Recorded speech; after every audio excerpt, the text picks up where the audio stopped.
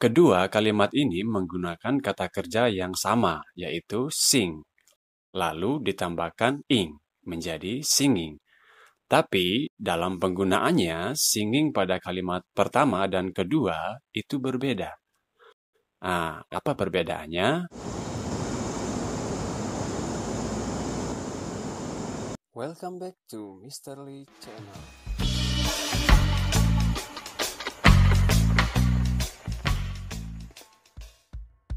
Pada umumnya, jika kalian menemukan kata kerja yang ditambahkan dengan ing, maka itu adalah kejadian sekarang atau sedang berlangsung, ya kan? That's right, itu ada dalam rumus present continuous tense. Nah, kali ini kita akan membahas terkait dengan kata kerja yang ditambahkan dengan ing, oke? Nah, tahukah kalian bahwa tidak semua kata kerja yang ditambahkan dengan ing itu artinya adalah bentuk waktu sekarang atau sedang terjadi. Kok bisa? Kan ada rumusnya. Ya betul, tapi ada yang namanya gerund. Apa itu gerund? Gerund is a word that ends in ing, which is made from a verb and which is used like a noun in the sentence, I like swimming. The word swimming is a gerund. Nah, dari definisi tadi kita pasti sudah memahami fungsinya, yaitu sebagai kata benda dalam sebuah kalimat. Oke, simpelnya gerund itu adalah kata kerja yang dibendakan, yang diberi akhiran ing. Artinya, kata swimming tadi itu tidak lagi berfungsi sebagai kata kerja, ya, tetapi sebagai kata benda. Oke, you get it?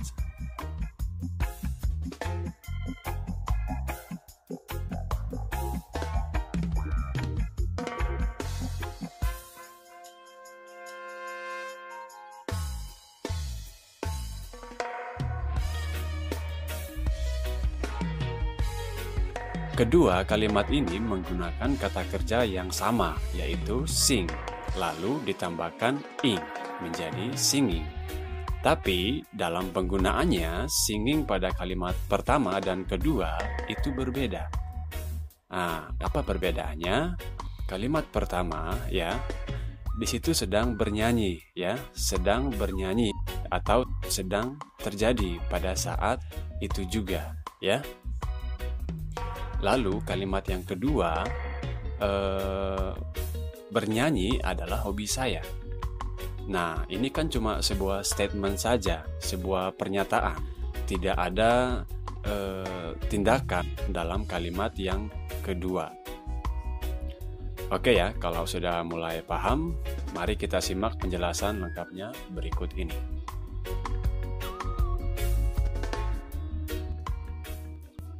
Nah, berdasarkan penggunaannya tadi, gerunds ini setidaknya terbagi menjadi 4 jenis ya, atau 4 fungsi.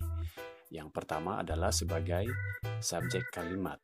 Nah, kalian tahu kan bahwa subjek kalimat itu ada di awal kalimat, ya. Lalu yang kedua adalah sebagai objek kalimat. Nah, kalau ini lawan daripada subjek tadi.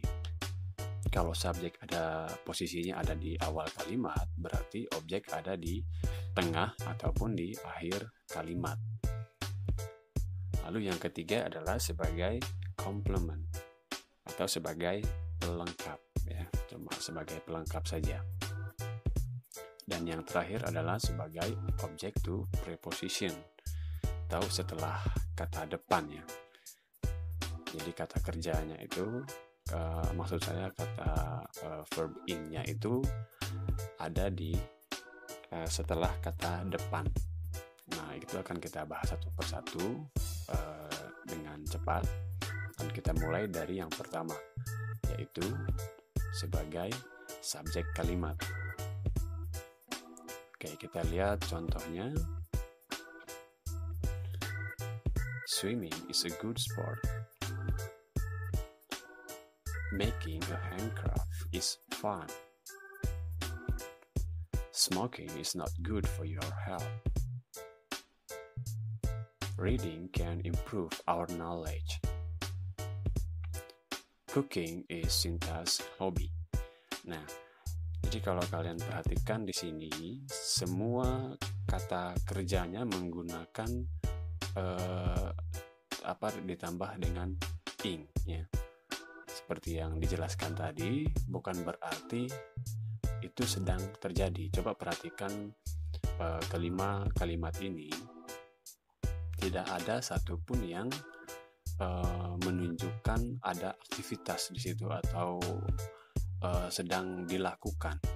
Ya. Swimming is a good sport. Berenang adalah olahraga yang bagus. Ini kan seperti yang saya katakan tadi, hanya sebuah statement saja. Begitu juga seterusnya. Oke ya, kita lanjut. Yang kedua, sebagai objek kalimat. Kita lihat contohnya. I like singing.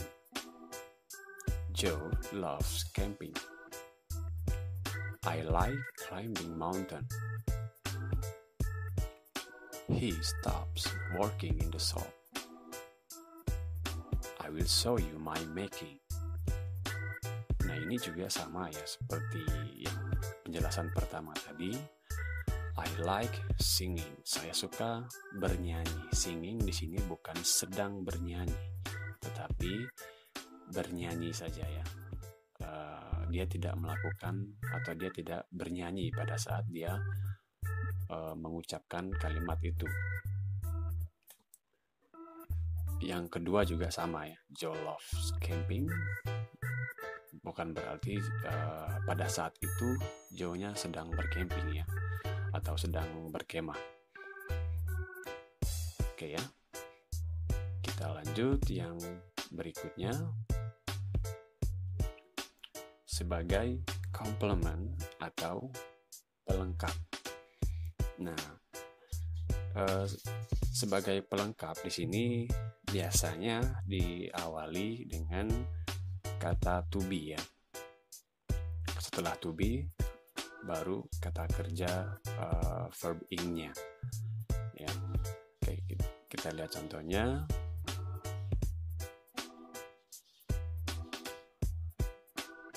Oke, itu dia. Sinta's hobby is cooking. Lalu yang kedua, my hobby is playing tennis. Hobi saya adalah bermain tenis. The book is interesting. Hiking is tiring. The story is boring. Nah, ini verb ing-nya setelah to be. Jadi itu yang dimaksud dengan sebagai pelengkap. Oke. Kira-kira sampai di situ sudah paham? Kita lanjut. Yang terakhir adalah sebagai object to preposition ya, atau setelah kata depan. Nah, kata depan itu banyak ya. Kita lihat contohnya. I'm still in learning. Kata depannya adalah in. Ini agak mirip dengan yang ketiga tadi ya. Kalau yang ketiga itu setelah to be. Kalau yang keempat ini adalah setelah kata depan. I'm still in learning. By watching television, you can increase your knowledge too. Kata depannya adalah by. I used to listening dangdut music. They discuss an article about telling the truth.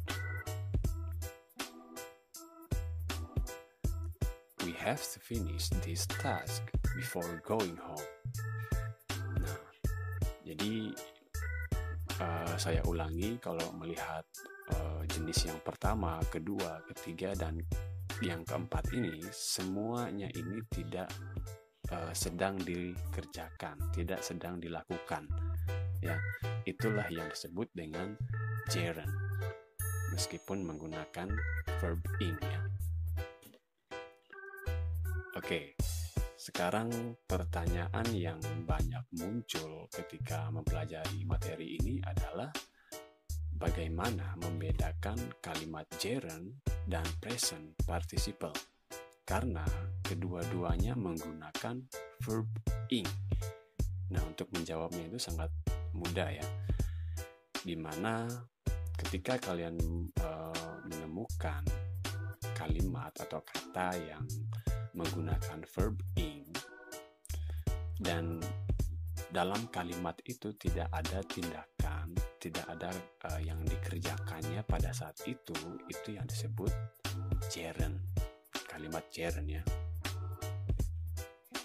Lalu ketika kalian menemukan kalimat yang menggunakan verb ing juga, tetapi pada saat dia mengucapkan kalimat itu dia sedang melakukannya.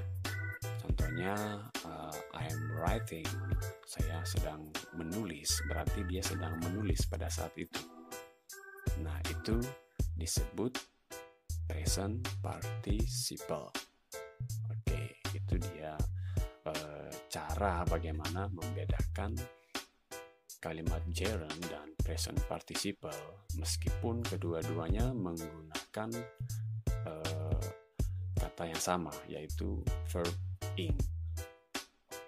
Oke, kira-kira sudah bisa paham ya.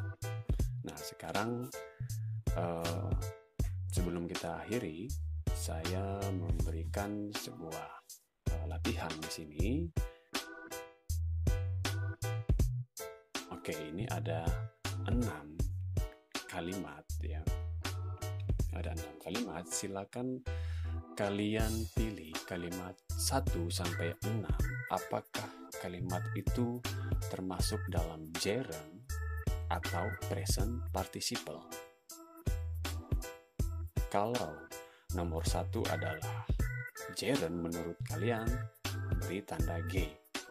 Kalau kalimat nomor 1 adalah present participle menurut kalian, beri tanda P ya. Nah, kalian boleh menulis jawabannya di kolom komentar. Oke ya.